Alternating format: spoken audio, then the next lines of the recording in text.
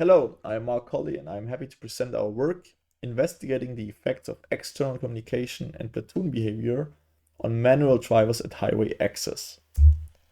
In transportation, the concept of platooning, also known as flocking, involves coordinating a group of vehicles to travel closely together. This technique aims to enhance road capacity through the use of an automated highway system. By employing electronic and potentially mechanical linking, platooning reduces the gaps between vehicles, enabling simultaneous acceleration or deceleration. This approach also minimizes the space needed between vehicles, as it eliminates the delay caused by human reaction times. Most of the research conducted to date has primarily concentrated on the technical aspects of platooning, assessing its impact through simulations. For example, in this simulation using Sumo, you can see the merging process of two platoons.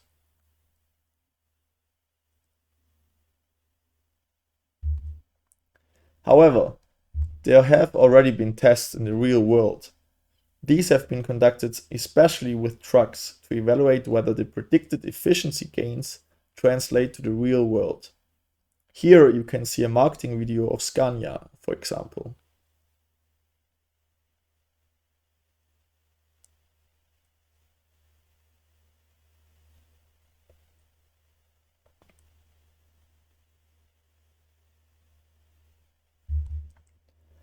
One under-evaluated factor in these simulations was the impact of human factors. How will the introduction of such platoons, for example on highways, affect manual drivers? Will manual drivers require support in the form of specialized interfaces?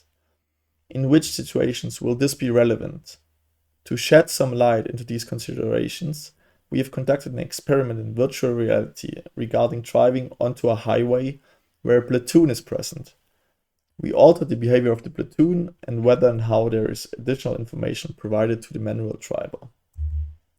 Thus, our research question was, what impact do the variables platoon behavior and communication have on manual drivers in terms of driving behavior, mental workload, trust, perceived safety, and communication quality?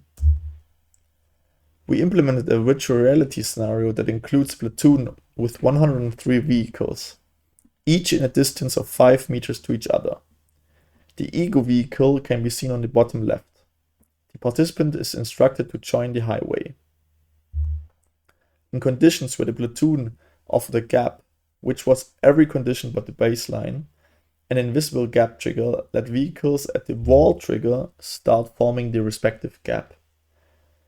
The initial curve was 190 meters and the acceleration lane was 250 meters long. After driving 170 meters on the highway, the scenario was ended. The two independent variables were platooning behavior and communication concept. Regarding the platooning behavior, we implemented 4 different behaviors that altered whether there was only 1 or 4 gaps, and we altered the size of these gaps. For the singular gap, we used 35 and 70 meters. 70 meters is based on the recommended safety distance on German highways.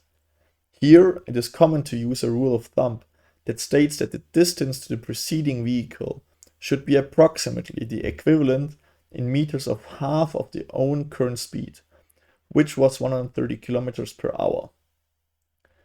For having multiple gaps, we tested several lengths. As the ego vehicle was approximately 5 meters long, our initial idea of 15-meter gaps was not feasible.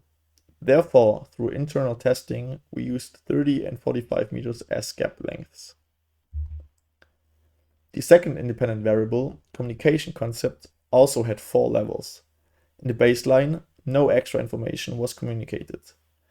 In the augmented reality version, the gaps were highlighted in green via a simulated windshield display. With the head-up display, the participant was informed when the gap or the gaps were fully formed. In the final communication concept, EHMI, which stands for External Human-Machine Interface, displays mounted on the exterior of the platoon were simulated. These show where gaps to join are. In the following, some of these concepts are shown.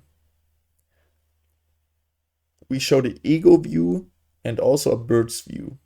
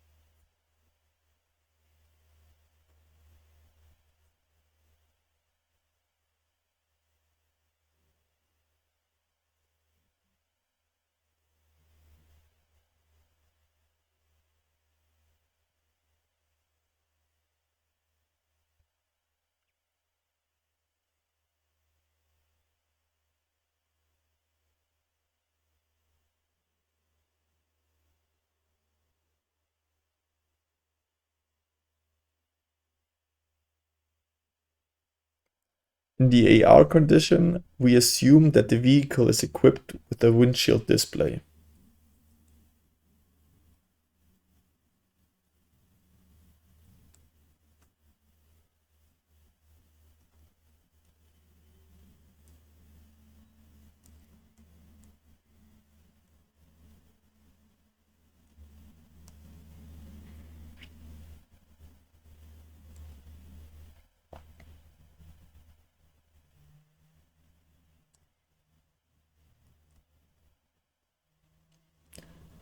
In the EHMI conditions, the vehicles of the platoon have been equipped with displays.